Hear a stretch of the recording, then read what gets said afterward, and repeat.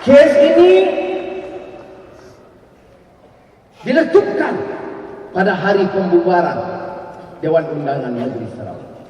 Perencanaan yang licik, kotor dan jahat. Pilihan raya kecil bermatang paut. Timbul soal sumpah laknat dan juga dua adun perak yang didakwa kes rasuah. Dia tiap kali ada pilihan raya adalah kes terhadap saya. Jadi saudara, dia nak alih pandangan. Sudah tahu Sarawak ni apa? Ia melibatkan pemimpin negeri yang telah merampas dan merompakkan kekayaan anak negeri. Ada orang beritahu saya, dia kata Anwar tolong bagi tahu Ustaz Hadi Awang yang nak kempen, nak jatuhkan Taib Mahmud sebab apa? Ini orang Melayu, orang Melanau, orang Muslim jadi ketua menteri. Bagaimana nasib kami ini nak dibela? Saya jawab, Taib Mahmud sama lamanya dengan Hosni Mubarak. 30 tahun perintah Mesir, rakyat Mesir lagi merempat. Taib Mahmud 30 tahun perintah Sarawak. Dia dan keluarga dia kumpul puluh bilion ringgit, rakyat merempat. Baik Muslim, baik Iban Kristian, baik orang Cina Budi, semuanya ditekan begitu rupa. Sebab itu kena kumpul kekuatan, tanggungjawab kita, turun bantu mereka, sedarkan mereka. Dan insya Allah kiranya ditakdirkan, kita kerja kuat, ditakdirkan, jangan anggap ini sesuatu yang mustahil. Kita robah Sarawak menjadi satu kejutan di Sarawak dan Malaysia. Insya Allah. Isu besar apa? Pertama, isu kehidupan, isu rakyat miskin, isu harga barang yang tinggi. Nombor 1, ekonomi. Negeri Sarawak negeri terkaya di Malaysia, tapi yang catat pelaburannya negeri Pakatan Rakyat. Negeri Kelantan di antara negeri yang miskin.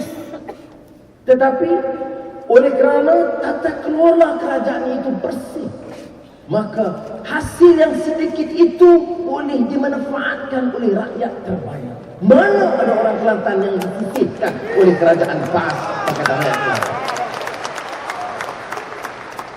Tapi Sarawak negeri terkaya, balaknya puluh bilion ringgit satu tahun, minyak dan gas, tetapi rakyatnya miskin.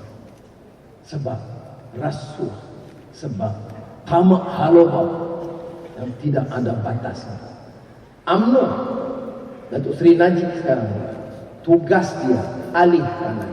Jangan fikir rasuah, jangan fikir bunuh, jangan fikir rogol, jangan fikir jenayah dan rasuah yang berluasa.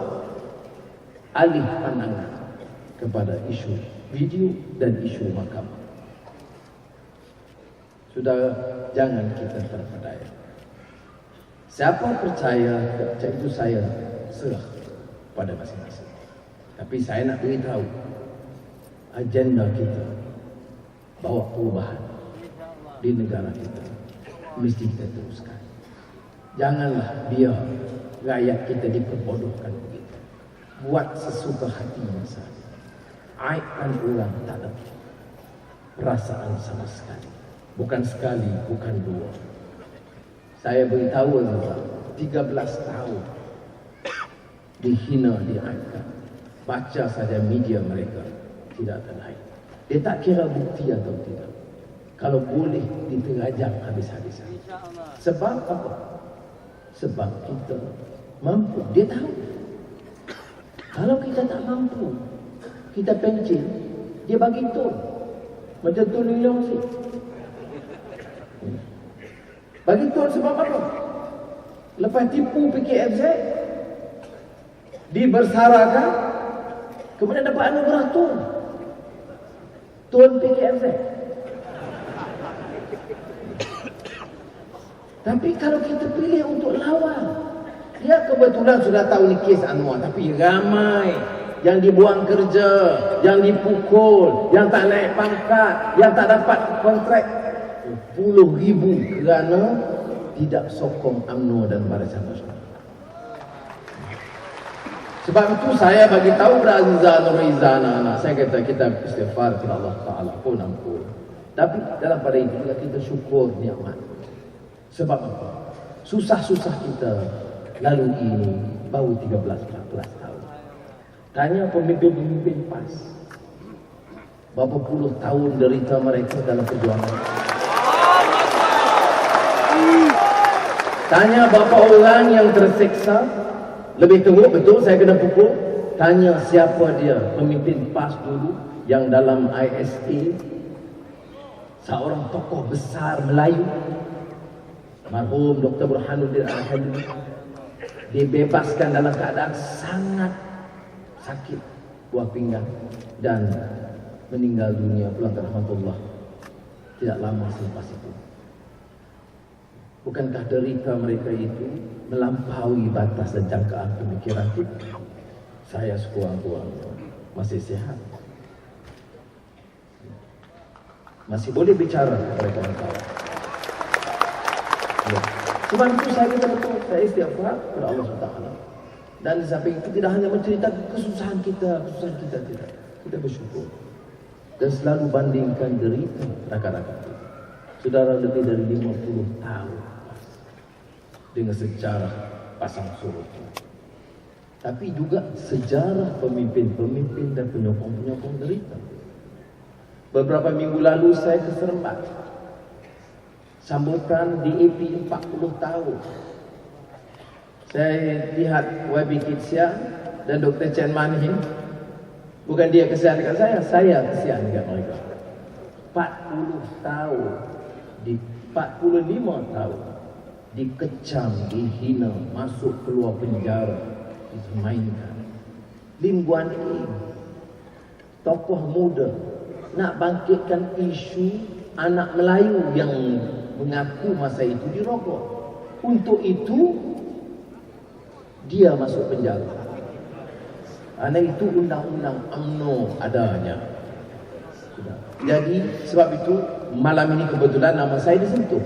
Tapi saya rasa saya tidak akan melakukan yang baik sebaiknya kalau dia dinyatakan bahawa dalam sejarah liku-liku perjuangan dengan onak dan cabaran lebih ramai yang telah lalu ini baik getir. Bukan kira sejarah silam, sejarah Nabi-Nabi dan sebagainya, tidak. Itu saya fikir yang setakat politik tempatan cukup untuk menunjukkan ada yang lebih besar.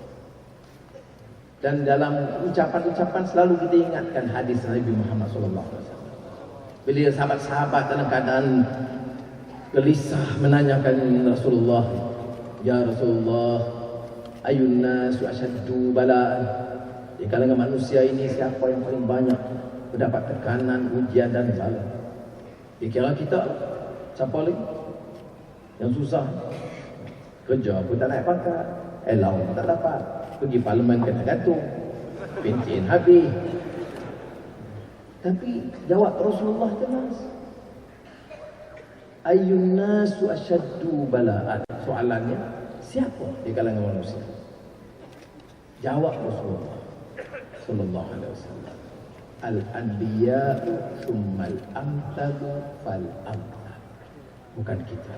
Kita masih jauh di belakang, jauh kecil ujian, sangat kecil. Jadi sebab itu setiap kali saya rasa derita, saya ingat balik kerana ini pernah kita ucapkan.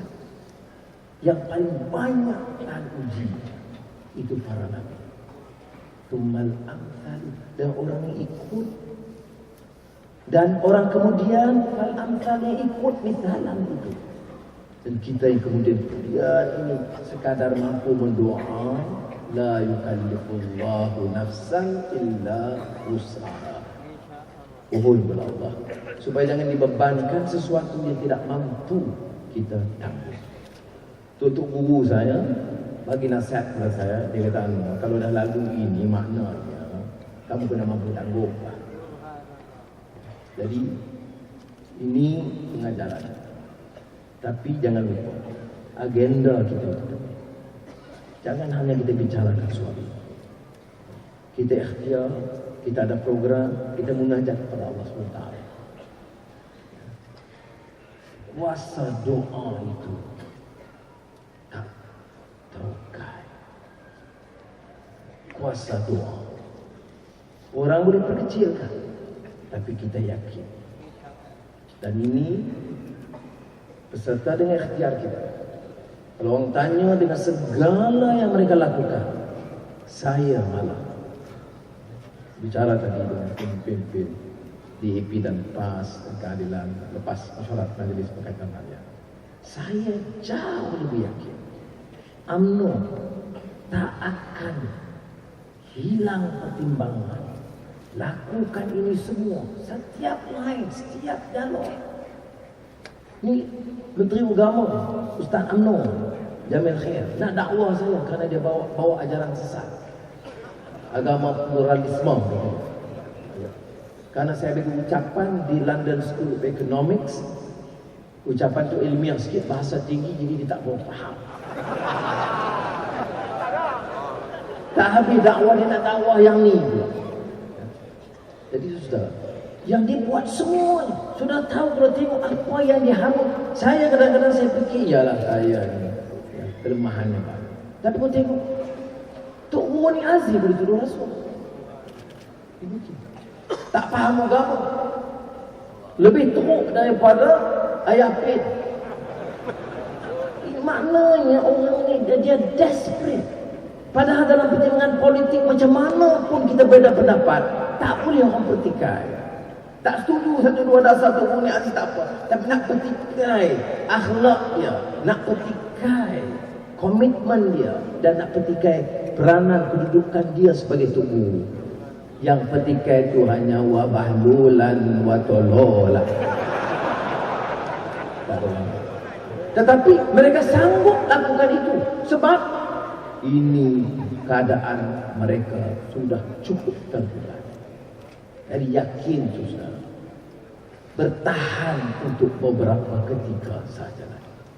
Push sedikit lagi, terang sedikit lagi, derma sedikit lagi, kerja tambahan sedikit lagi sahaja untuk kita capai tahap pertama untuk Tawan Putrajaya, insya-Allah. Saya yakin dan saya percaya insya-Allah kita akan dengar Tuan Abdul Aziz bagi kupasan. Dan saya sekali lagi ucap terima kasih kepada semua, termasuk Tuan Ibrahim Satri yang tolong menyelaraskan, dan Khalid Ibrahim dan seluruh kekuatan di Pakatan Rakyat Selangor, Hasan dan kawan-kawan yang membantu. Saya ucapkan jazakumullah khairan katsiran. Wassalamualaikum warahmatullahi wabarakatuh.